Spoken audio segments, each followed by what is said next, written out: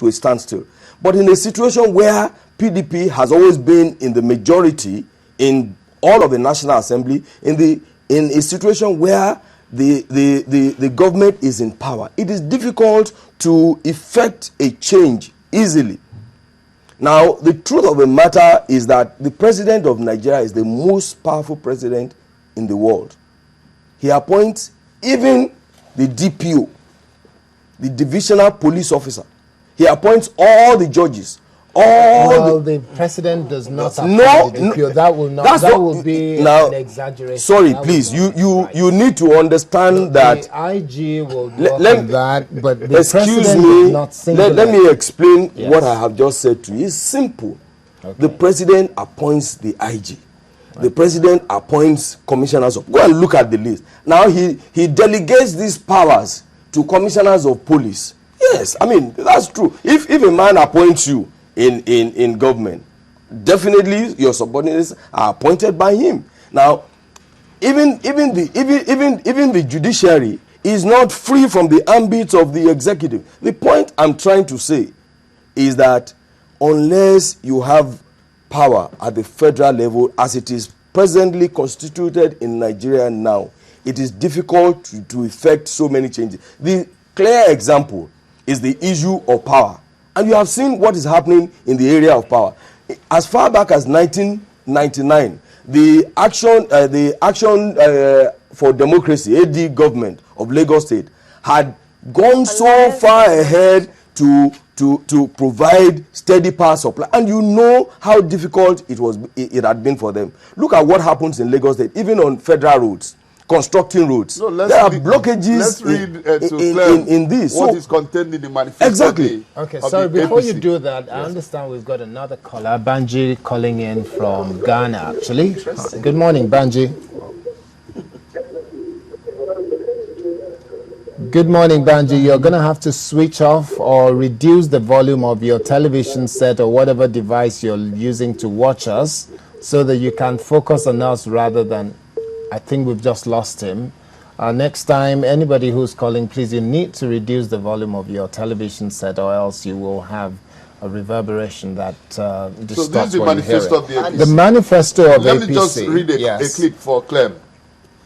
The manifesto says here on that section 2, the Revenue Mobilization, Allocation and Fiscal Commission will be mandated to review the unwarranted perks and allowances to public officers in the midst of ravaging poverty. Ensure strict surveillance of all remitted funds to the Federation account and guard at all times against the fleecing of funds in liaison with other anti-graft agencies.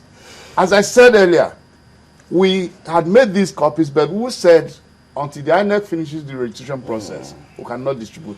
Somebody like them do not know that this Revenue Mobilization and Allocation Fiscal Commission, it is their mandate, and as Engineer Oyedele said, it's the PDP that appointed, and the PDP had a program since 14 years ago. They said, we have no business in business, share the money. Okay. So their business just share the money. If you could hold your thoughts, please hold the thoughts. We've got Promise on the line calling in from Uyo. Promise, good morning. Please make your statement or question. Good morning. Yes. Good morning. Can you hear me? Yes, loud and clear. Please go ahead. Okay, I want the APC to comment on security votes. Okay. I know Buhari doesn't support it. Rochas Abga doesn't support it. But I know some other ATN, CDC, and AFC governors take security votes. So I just want them to comment on security votes. Will APC abolish security votes, or will they support it? Thank you very much. Okay. Should I start with you, Mr. Promise, thank you very much. I'm sure that you heard what Osita read out from our manifesto that has been approved, submitted to the INEC and approved by them. Security votes has no place in an APC government. We are opposed to it, and you have said that even the existing leaders of the party, I mean, they will only be reflecting the wishes of the party. Buhari Buhari represents the party, and at every time he speaks, most times, all of the time, he represents the wish of the party. So saying that he is against security vote, when he was military head of state, there was no security vote, even as military head of state. So how can he, as a civilian president, endorse the payment of security votes? And it's not true to say that ACN states are spending security votes. It's not true. Let's hear from Dr. Ashira. Well, you see, let me make 2 points. The first is that as an academic, we also have, politicians, public functionaries as friends. And it may also interest you that, I'm not just talking from the books. The point I am making, and which I will also want all of us to underscore, is that, you see, you are members of the merger, you are in the party, you are on the field and all that. I think it will also do us a lot of good to get feedbacks from people like us, like some other people who may have some questions to ask about some of these things. Because like you said, political decisions that are made will impact on our life, whether we like it or not. Okay. The second point. If we could just take this call very quickly. Adema, good morning. Yeah, good morning. Please go ahead and please reduce the volume of your TV set.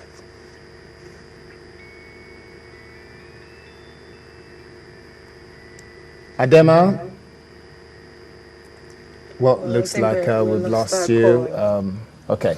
Now, So quickly, the second point is that, you see, we need to understand that it's a different thing having a manifesto. It's a different ball game in practice. PDP has a manifesto. They didn't write corruption into their manifesto. But they didn't write that the PDP will be a government of inefficiency and ineptitude. But that is what they have given to Nigerians. So let's leave what is in your manifesto for now and benchmark on what people who are in the merger have done before. Can I quickly come in here? Because all of this is pointed at one direction, okay? In the process of the merger, we know that there's been a lot of imbalances here and there. And so usually when people come together, that seems to happen. How is the party, as it is now, going to handle what already is on ground, some of the disagreement? For example, there are reports that the CPC still has unresolved issues over an aggrieved faction that has refused to surrender their party's registration certificate. Now, this is what you're dealing with now. You're going to be dealing with a whole lot later. How? Because the truth is, the eyes has been substituted for the ears.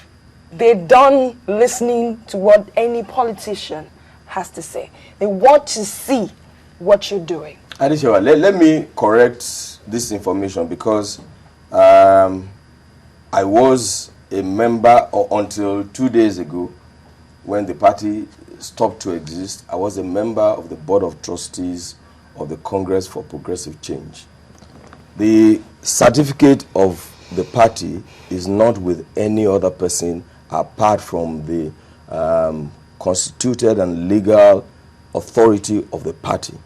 It's not true that a faction of the party is just mere propaganda. There's no disagreement. The gentleman who went to court resigned. I was there. I moved the motion, and he went in and came out and resigned as chairman of the party. There's no disagreement. Having said that, the truth of the matter is that you meet a lady, you say, I love you. She professes to love you. You will have disagreements. We had reasons to disagree when we were when we were arranging the merger. But we sorted it out like civilized gentlemen. There are issues to disagree about. Look, on every issue we had disagreement. But the critical point is that on every issue, all decisions were arrived at by consensus. By consensus. By consensus. Okay. So even on the issue of name, we will disagree.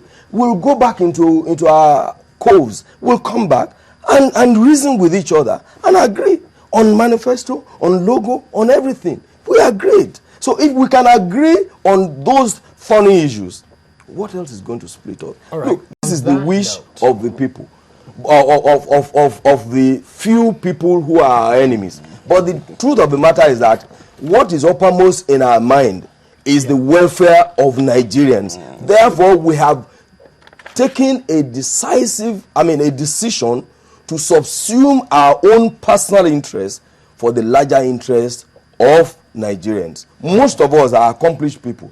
And we are on our way out at our age.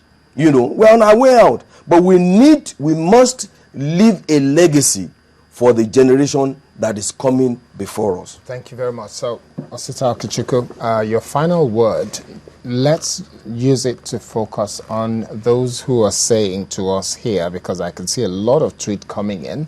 They are saying that what the CPC, ANPP, and ACN governors have not done in the last 12 years in terms of stemming corruption and working on development and working for the masses, some of them have. But they're saying that what most of them have not done. Why should anybody expect them to now go into APC to do it?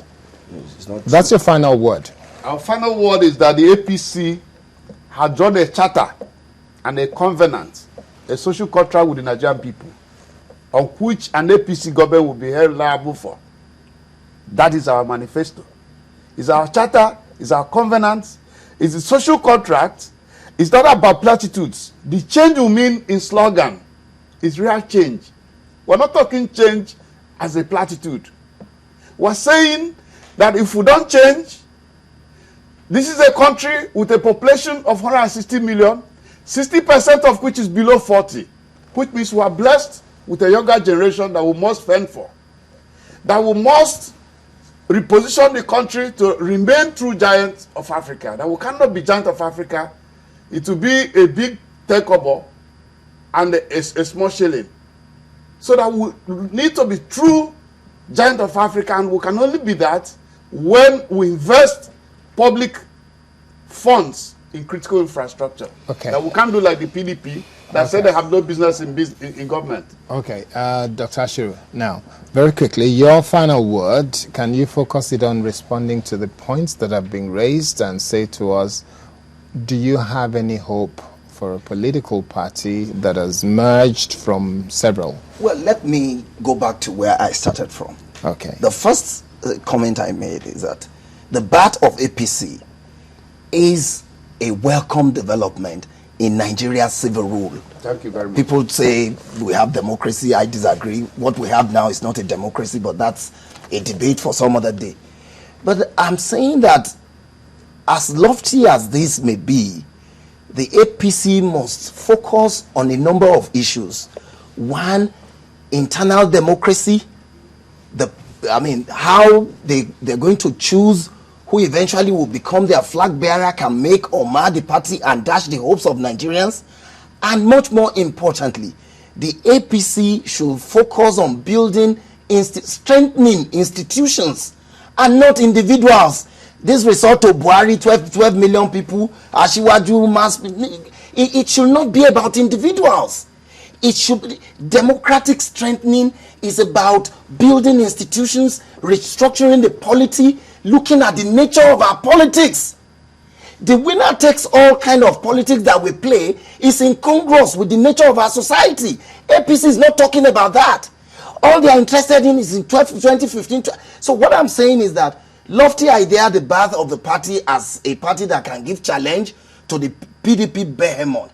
But those things that they do or refuse to do can make or mar the hopes and aspirations of the Nigerian people. And that the party and the Nigerian polity should build strengthening institutions and not individuals. Okay, thank you. Our time is up, but you've got 10 seconds. Yes, I'm sure that we are not, we have said here clearly that this is a party that was birthed through the wishes of the people.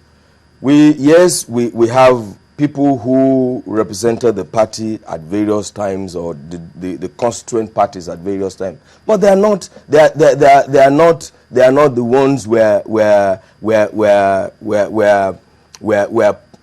saying that, I mean, these people represent certain ideas. Yes. So I can assure you that APC, that I can assure you that APC is a party that will meet the aspirations of Nigeria and stop the drift of the nation and move us to our promised land. On that note, we'll have to end it there. A number of tweets are coming in. They're just torrential. We can't take it all. Olufemi K says, you don't give what you don't have. You cannot claim you want to fight corruption in Nigeria when you cannot do same within your party. We've got loads more. Asede Henry was asking, let them tell us of fiscal federalism that will be the beginning of true federalism. What is the stand of APC on that? That cannot be answered at this point. Time is just gone. We'll find time to accommodate a number of things. So, on that note, I will say we've got to wrap up this segment. We'll be back in just a minute, actually.